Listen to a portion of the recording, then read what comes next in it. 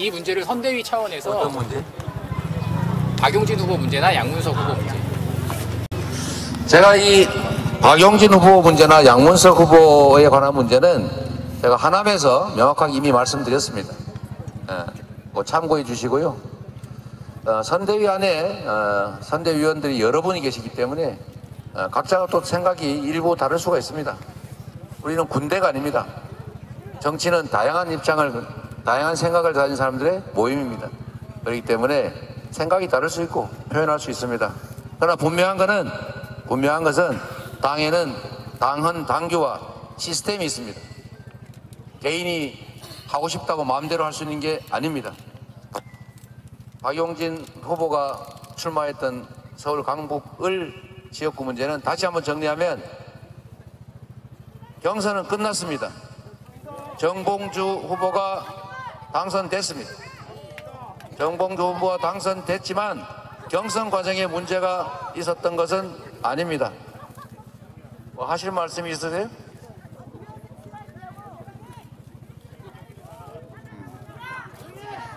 네, 좀 조용히 해주세요. 네, 조용히 좀 해주세요. 자, 우리는 저렇게 품격 없이 남의 행사를 방해하지는 않죠? 네, 우리는 상식과 양식을 가진 사람들이고 이 사회가 상식, 도덕, 그리고 품격이 정말 넘쳐나는 그런 사회가 되기를 바라지 않습니까? 네. 우리는 저렇게 남의 행사를 방해하거나 괜히 소리 지르고 이런 거 하지 않죠? 네, 마저 말씀을 드리도록 하겠습니다. 자, 경선은 끝났고 경선 과정에 문제는 없었습니다. 그래서 정봉주 후보가 당선이 됐습니다. 그리고 다만 그 당선된 후보에게 국민의 눈높이에서 받아들이기 어려운 점들이 있고 또 근자에 생겨난 새로운 문제들이 있기 때문에 계속 후보로 유지하는 것이 당의 입장이나 또 저 개인적인 우리 지도부의 입장에서는 안타깝고 힘들긴 하지만 국민들의 눈높이, 국민의 요구에 맞춰서 정말 살점을 뜯어내는 심정으로 후보 자격을 박탈했다라는 말씀을 드립니다. 그러면 그 다음 문제는 어떻게 되느냐 생각을 한번 해보시면 이거는 무슨 기록 경기를 하는 것이 아닙니다. 1위 후보가 없으면 2위 후보가 1위 되는 게 아닙니다. 선거에는 승자와 패자가 있을 뿐입니다. 당선 무효, 선거법 위반 판결 났다고 2등한 사람이 당선되는 거 아닙니다. 상식 아닙니까? 이미 승자는 결정이 났고 그 승자에게 문제가 있어서 후보를 박탈하면 새롭게 후보를 정해야 합니다. 그리고 물론 정하는 방법은 차점자를 전략 공천할 수도 있고 제3자를 전략 공천할 수도 있고 원칙에 따라서 후보들을 다시 공모해서 제한하지 않고 박용진 후보도 참여하고 다른 후보들도 참여하고 그래서 경선에서 또 정하면 되지 않습니까? 그렇게 하기로 했습니다. 그게 공정하지 않습니까? 그게 당헌 당규에 맞지 않습니까? 그게 시스템 공천 아닙니까? 그렇게 하기로 했습니다. 뭐 그렇게 하는 게 잠깐만 여러분한테 드리는 말씀이 아니니까. 자, 그렇게 했는데 이 점에 대해서 뭐 맞듣지 않거나 미흡하다고 생각하는 분들이 계실 수 있죠. 또 그 의견 낼 수 있죠. 민주주의 사회 아닙니까? 네. 그러나 결정은 최고위원회가 하는 것입니다. 당원이 당헌 당규에서 주어진 권한을 정말로 상식과 국민의 눈높이에 맞게 행사했고 차점자를 전략 공천하지도 제3자를 전략 공천하지도 않고 모두에게 문호를 개방해서 당헌 당규 시스템에 따라서 경쟁을 거쳐서 후보를 정하기로 했으니 우리 수용해 주시면 좋겠다 이 말씀을 드립니다.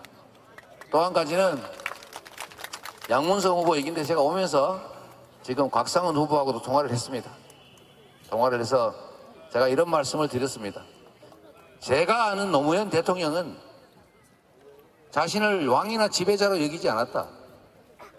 국민에게 봉사하는 충직한 대리인, 일꾼이라고 생각하셨다. 그리고 본인도 살아생전에 이렇게 말씀하셨습니다. 국민이 대통령 욕할 수 있다. 욕하는 건 국민의 권리다. 얼마든지 하셔라. 이렇게 말씀하시지 않았습니까? 저한테도 욕하는 사람 많습니다. 우리 당내에서도 정말 사람으로서 표현할 수 없는 표현으로 저를 모욕하고 조롱하고 많습니다. 저는 그거 다 제가 수용해야 된다고 생각합니다. 제가 다 뭐라 그러지 않았어요. 아, 그러셔요.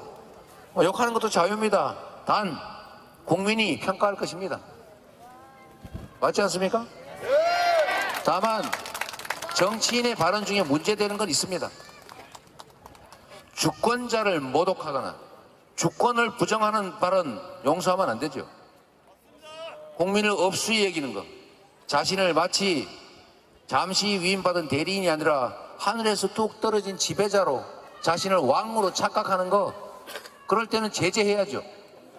그럴 때는 제재해야 된다. 또 한 가지, 용서할 수 없는 행위들을 할 때가 있습니다. 우리가 받아들이기 어려운 거, 예를 들면 사회적 약자, 장애인 등등을 비하한다든지 또는 국민을 폄훼한다든지, 대한민국의 국민으로서 해서는 안 될 말, 해서는 안 될 생각을 하는 사람들, 예를 들면 이또 히로 비비는 훌륭한 인재다, 이런 소리 하는 정치인 자격이 없죠. 정말로 정의에 어긋나는 생각을 하는 사람들, 국민들을 이 작은 권력욕 때문에 자기 한번 권력 누리고 살아보겠다는 그 욕망 하나로 그 수없이 수백 명의 사람들을 총칼로 죽인 사람들, 광주 5.18 민주화 운동을 턱도 없이 북한군이 무슨 어쩌고 개입을 해서 그랬다는 폭동이라는 둥, 이런 소리 하는 사람, 이건 민주공화국 대한민국 국민으로서 자격이 없는 사람들이죠. 이럴 때는 책임을 묻는 것입니다. 그러나 대리인끼리, 정치인끼리 입장이 달라서 비난하고 비판하고 표현이 좀 과하면 그거 표현의 자유로, 정치적 자유로 용인해야 그게 제대로 된 나라 아닙니까? 맞습니다. 이재명한테 저 나쁜 놈 어쩌고 저쩌고 해도 아니 욕할 수 있는 거 아닙니까? 주인에게 욕을 하면 안 되지만 대리인끼리는 경쟁하는 과정에서 네가 더 나빠 라고 말할 수 있는 것 아닙니까? 그 경쟁, 대리인끼리의 경쟁은 결국 국민이 판단하시면 됩니다. 자기 입으로 말한 것에 대해서 자기가 인격적인 책임을 지면 됩니다. 임금님 귀는 당나귀 귀라고 얘기도 하지 않습니까? 왕이 지배하는 시대에도 그 소위 뭔 편입니까? 공연단들이 다니면서 왕 흉보고 풍자하고 그랬잖아요. 왕조 시대에도 그런 거 잡아가지 않았어요. 네, 맞습니다. 응? 대통령, 국회의원, 당대표한테 욕 좀 하면 안 됩니까? 이런 거는 차원이 다르다라고 저는 정리해야 된다고 생각합니다. 물론 생각이 다를 수 있어요. 그런데 저는 이 문제를 국민의힘이 들고 나온다는 걸 보고 정말 기가 찼습니다.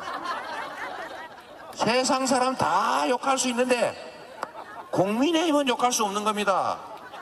노무현 대통령 조롱 비하 진짜 많이 한 그 사람들이 누굽니까? 환생경제 들어보셨어요? 기억하시는 분 계십니까? 노무현 대통령을 인간 취급했습니까? 어찌 그래 놓고는 그 양문석 위원장이 칼럼에 쓴 글자 그걸 가지고 비난을 합니까?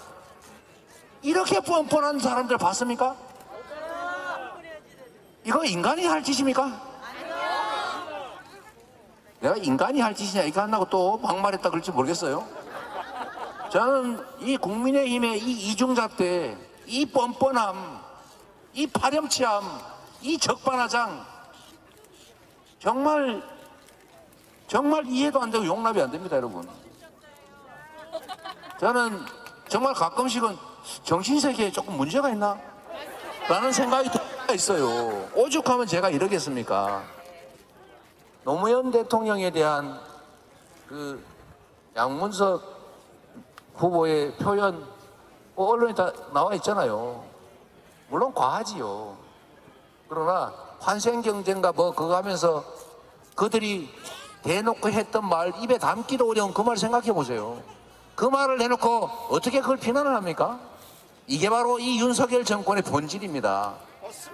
자기들이 무슨 짓을 하는지를 몰라요. 자기들이 얼마나 나쁜 짓을 하고 있는지를 생각을 못하니까 저런 말을 하는 겁니다. 우리 기자님, 제가 너무 심하게 얘기한 것 같아서 미안한데 너무 어처구니 없어서 한 얘기니까 이해를 좀 부탁드립니다.